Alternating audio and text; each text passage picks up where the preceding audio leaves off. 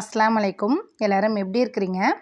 கொஞ்ச நாளைக்கு முன்னாடி ஒரு ஷார்ட்ஸ் வீடியோவில் கூட ஷேர் பண்ணியிருந்தேன். கிச்சனில் வந்து ஒரு சின்ன இடத்துக்கு டைல்ஸ் போட்டோன்னு சொல்லி. எங்கள் கிச்சனில் உள்ள கவுண்டர் டாப் பார்த்திங்கன்னா எல் ஷேப்பில் இருக்கும். அதுக்கு கீழே உள்ள இடத்துக்கு மட்டும்தான் டைல்ஸ் போட்டோம். சின்னதாக ஒரு சிமெண்ட் வேலை பார்த்தா கூட அந்த சிமெண்ட் அங்கேயும் இங்கேயும் பறந்து தூசியாக தான் இருக்கும். கிச்சனில் பார்த்திங்கன்னா எல்லா சாமான் மேலேயும் தூசி இருந்துச்சு.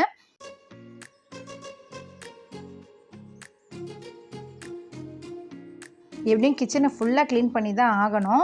நான் டைல்ஸ் போட்ட அன்றைக்கி எந்த வேலையும் பார்க்கல. மறுநாள் காலையில் தான் கிச்சனை க்ளீன் பண்ண ஆரம்பித்தேன். கிச்சன்லன்னு இருக்கிறது பார்த்திங்கன்னா இந்த ஒரு ஷெல்ஃப் தான். இதில் தான் வந்து முக்கால்வாசி மளிகை சாமானியும் ஸ்டோர் பண்ணி வச்சுருப்பேன். இந்த ஒரு ஷெல்ஃபை க்ளீன் பண்ணி முடித்தாவே கிச்சனில் உள்ள பாதி வேலை முடிஞ்சா மாதிரிங்க. ஃபஸ்ட்டு என்ன பண்ணிட்டேன்னா செல்ஃபில் இருந்த எல்லா திங்ஸையும் எடுத்து கவுண்டர் டாப் மேலே வச்சுட்டேன். நல்லா க்ளீன் பண்ணிவிட்டு கொஞ்சமாக கம்ஃபோர்ட் கலந்த தண்ணியில் வந்து ஸ்ப்ரே பண்ணி நல்லா தொடச்சி விட்டுட்டேன். இந்த ஷெல்ஃபில் போட்டிருக்கேன் இல்லையா சீட்டு, இது வந்து போட்டு 1.5 வருஷத்துக்கு மேலேயே இருக்கோங்க. ஒரு சின்ன கடையில் தான் வாங்கினது. ஆனால் குவாலிட்டி பார்த்திங்கன்னா ரொம்பவே சூப்பராக இருக்குது. ரீசெண்ட் டயத்தில் பார்த்திங்கன்னா பெரிய கடைகள்லையோ இல்லை ஆன்லைன்லேயோ வாங்குகிற திங்ஸை விட சின்ன கடையில் போய் ஏதாவது ஒரு திங்ஸ் கிடச்சி நம்ம வாங்குவோம் இல்லையா, அது வந்து ரொம்பவே நல்ல குவாலிட்டியாகவும் ரொம்ப நாள் உழைக்கிறது மாதிரியும் இருக்குது. மிளகாத்தூள் மல்லித்தூள்லாம் வந்து நம்ம கொஞ்சம் பல்காக தான் அரைச்சி வச்சுப்போம். அதை எல்லாத்தையுமே வந்து நான் இந்த சில்வர் டப்பாவில் தான் ஸ்டோர் பண்ணுவேன். 1, 2 சில்வர் டப்பா வச்சு யூஸ் பண்ணுறப்போ நம்மளுக்கு கன்ஃப்யூஸ் ஆகாது. இந்த பொருளை இதில் வச்சோம், அந்த பொருளை இதில் வச்சோன்னு கரெக்டாக எடுத்துருவோம். அதுவே சேர்ந்தா மாதிரி நம்ம ஒரு 5, 6 டப்பா யூஸ் பண்ணால் கூட கன்ஃப்யூஸ் ஆகிடுவோங்க, எதில் என்னத்தை வச்சோன்னு. அதுக்கு நான் என்ன பண்ணுவேன்னா சின்னதாக மாஸ்கிங் டேப்பை கட் பண்ணி டப்பாவில் ஒட்டிடுவேன். ஒட்டிட்டு டப்பாவில் என்ன பொருளை எடுத்து வைக்கிறோனோ அந்த பொருளோட பேரை வந்து எழுதி வச்சுருவேன். நம்ம அவசரமாக வேலை பார்க்கும் போதெல்லாம் அதுமாரி பேர் பார்த்து ஒரு பொருளை எடுக்கிறதுக்கு நமக்கு ஈஸியாக இருக்கும். அதனால தான் வந்து இப்படி பேர் எழுதி ஒட்டி வச்சுப்பேன். இதுக்குன்னே தனியாக நிறைய ஸ்டிக்கர்லாம் வந்து ஆன்லைனில் விற்கிது தான். இது மாதிரி சின்ன சின்ன விஷயத்துக்கெலாம் எதுக்கு வீணாக காசு செலவு பண்ணிக்கிட்டுன்னு சொல்லிட்டு நம்ம பண்ண சின்ன ஐடியா தான் இது. இதெல்லாம் குட்டி டிப்ஸாக வந்து ஏற்கனவே நான் பழைய வீடியோவில் வந்து உங்கள் கூட ஷேர் பண்ணியிருக்கேன். ஒரு சில பேர் இப்போ நம்ம சேனலுக்கு புதுசாக சப்ஸ்கிரைப் பண்ணி நம்மளை ஃபாலோ பண்ணுறீங்க. அவங்க வந்து பழைய வீடியோ பார்த்துருக்க கூட வாய்ப்பு இருக்காது. ஒருவேளை அவங்கள யாருக்காச்சும் இந்த ஒரு சின்ன டிப்ஸ் யூஸ்ஃபுல்லாக இருக்கும்னா இப்போ நான் ஷேர் பண்ணேன். பிளாஸ்டிக் சாமான்னு பார்த்திங்கன்னா ஒரு 6, 7 டப்பா வச்சுருப்பேன். அதுதான். மற்றபடி சில்வர் கிளாஸுன்னு மாற்றியே ரொம்ப நாள் ஆச்சு. எல்லா டப்பாவுமே நல்லா தொடச்சிட்டு அதுக்கப்புறமா தான் நான் இப்போ எடுத்து வைக்கிறேன். இந்த டப்பாவெல்லாம் துடைக்கிறது க்ளீன் பண்ணுறதெல்லாம் நான் உங்கள் கூட காமிக்கல. வீடியோவும் லென்த்தாக போயிடும். 2வது ஒரு சில பேருக்கு துடைக்கிறதெல்லாம் காமிச்சிட்ருக்காங்களேன்னு கொஞ்சம் போராகவும் ஆகிடும்.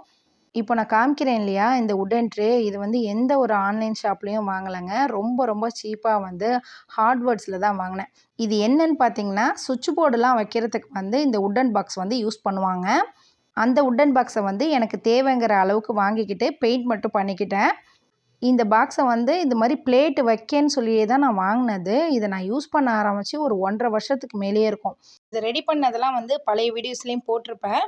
எனக்கு நல்ல ஞாபகம் இருக்குது. ஒரு சிஸ்டர் வந்து கமெண்டில் சொல்லியிருந்தாங்க, பார்க்குறதுக்கு நீட்டாக இருக்குது சிஸ்டர் இந்த உட்டன் ட்ரேலாம், ஆனால் மெயின்டெனிங் வந்து கொஞ்சம் ஜாஸ்தியாக இருக்கும்.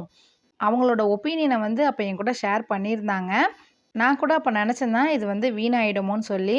இந்த பிளேட்லாம் கழுவி வைக்கிறதுனால ஒரு சில நேரத்தில் வந்து காயாமல் இருந்துச்சுன்னா தண்ணி பட தான் செய்யும். நான் என்ன பண்ணிவிடுவேன்னா ஒரு சில சமயத்தில் வந்து டிஷ்யூ போட்டு வைப்பேன். இல்லாட்டி இப்போ போட்டு வச்சுருக்க மாதிரி அலுமினியம் ஃபாயிலை வந்து மடக்கி போட்டு வச்சுருப்பேன். அதனால் அது வீணாகலையோ என்னமோ தெரியலை. ஆனால் இன்றைக்கி வரைக்குமே அந்த உட்டன் பாக்ஸ் வந்து நல்லாயிருக்கு. ஏற்கனவே நான் சொன்னேன் இல்லையா நமக்கு கிச்சன்லன்னு இருக்கிறது பார்த்திங்கன்னா இந்த ஒரு ஷெல்ஃப் தான். நான் என்ன பண்ணிட்டேன்னா ஒரு சின்னதாக உட்டன் ஷெல்ஃப் வாங்கி பக்கத்துலேயே ட்ரில் பண்ணியிருக்கேன். அந்த ஷெல்ஃபில் பார்த்திங்கன்னா நிறைய குட்டி குட்டி பாட்டிலில் வந்து இந்த அஞ்சரை பெட்டி சாமான், இந்த கறி மசாலா, சிக்கன் மசாலா இந்தமாரி ஐட்டம்லாம் வச்சுருப்பேன். இந்த 2 ஷெல்ஃபையும் க்ளீன் பண்ணி முடிச்சதுக்கப்புறமா கிச்சனை ஃபுல்லாக கழுவி விட்டேங்க. கழுவி விட்டுட்டு கிச்சன் காயறதுக்கும் கொஞ்சம் டைம் கொடுத்துட்டு நானும் கொஞ்சம் நேரம் ரெஸ்ட் எடுத்ததுக்கப்புறமா தான் கிச்சனுக்கு திரும்ப வேலை பார்க்க வந்தேன். அடிக்கிற வெயிலில் கிச்சனில் கண்டினியூவாக நின்றுலாம் வேலை பார்க்க முடியலங்க. கொஞ்சம் ரெஸ்ட் எடுத்து தான் கிச்சனை வந்து க்ளீன் பண்ணேன். கவுண்டர் டாப்பில் வந்து லெஃப்ட் சைடில் வந்து பார்த்திங்கன்னா டீ போடுறதுக்கு தேவையான சாமான், அப்புறம் உப்பு, எண்ணெய் இதெல்லாம் வச்சுருப்பேன். நான் ஷெல்ஃபு க்ளீன் பண்ணேன் இல்லையா, அதில் வந்து அந்த லாஸ்ட்டு பிளேட்டில் வந்து எதுவுமே வைக்க மாட்டேன். ஷெல்ஃபில் உள்ள அந்த பிளேட் பார்த்திங்கன்னா எப்போதுமே ஃப்ரீயாக தான் வச்சுருப்பேன். ஏன்னா நான் சாப்பாடு செஞ்சு அங்கே தான் எடுத்து வைப்பேன். சாப்பாடெலாம் செஞ்சு இந்த அடுப்பு மேடை மேலே வைக்காததுனால எப்போதுமே அந்த கவுண்டர் டாப் பார்த்திங்கன்னா பார்க்குறதுக்கு நீட்டாக இருக்கும். அடுப்புக்கும் கீழே உள்ள இடத்துல தான் வந்து சமைக்கிறதுக்கு தேவையான பாத்திரம் எல்லாத்தையும் வச்சுருப்பேன். தேவைப்படுறதுக்கு தகுந்த மாதிரி அதை தான் அந்தந்த இடத்துல பார்த்து வச்சாச்சு. கொஞ்சம் பெரிய பெரிய பாத்திரம் தாங்க இங்கே வச்சுருப்பேன்.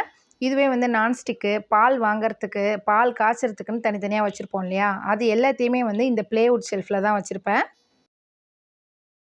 இது வந்து வாட்டர் ப்ரூஃப் ப்ளேவுட்டுங்க. இது தண்ணி பட்டாலும் எதுவும் ஆகாது. மொத்தமா இந்த 3 ப்ளேவுட்டுமே எனக்கு ஷெல்ஃப் மாரி செய்றதுக்கு வந்து ரூ. 700 தான் செலவு ஆகுச்சு.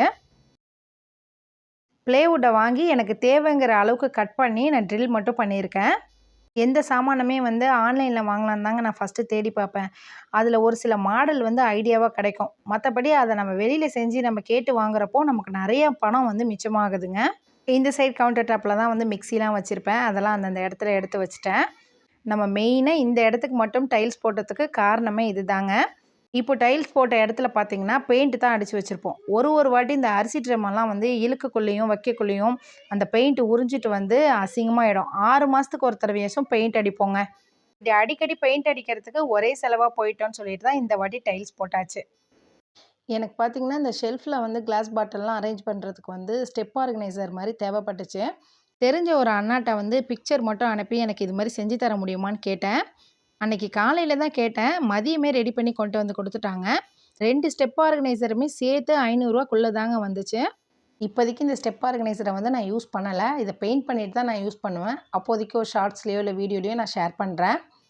என்னோட கிச்சன் பார்த்தீங்கன்னா, ரொம்பவே சிம்பிளான கிச்சன் தான். அதே நேரத்தில வந்து கிச்சன நீட்டா மெயின்டெயின் பண்ணி, எனக்கு கன்வீனியன்ட்டா இருக்கிற மாரி எப்படி மெயின்டெயின் பண்றேங்கிறத தான் இந்த வீடியோல உங்க கூட ஷேர் பண்ணியிருக்கேன். நம்ம சேனல நீங்க ஃபர்ஸ்ட் டைம் பார்க்குறா இருந்தா, மறக்காம லைக் அண்ட் சப்ஸ்கிரைப் பண்ணி நம்ம சேனலையும் சப்போர்ட் பண்ணுங்க. கிச்சன் கிளீனிங்க ஃபுல்லா முடிச்சுட்டு லஞ்சையும் ரெடி பண்ணிட்டேன். சாப்பாடு, பருப்பு ரசம் வச்சு உருளைக்கிழங்கு ஃப்ரையோட அன்னைக்கு லஞ்சையும் முடிச்சாச்சு. இந்த வீடியோ இதோட முடியுது. இந்த வீடியோலேருந்து ஏதாவது ஒரு சின்ன டிப்ஸ் ஆச்சும் உங்களுக்கு யூஸ்ஃபுல்லா இருக்கும்னு நான் நம்புறேன். இன்ஷா அல்லாஹ் இன்னொரு வீடியோல நம்ம சந்திக்கலாம். அஸ்ஸலாமு அலைக்கும்.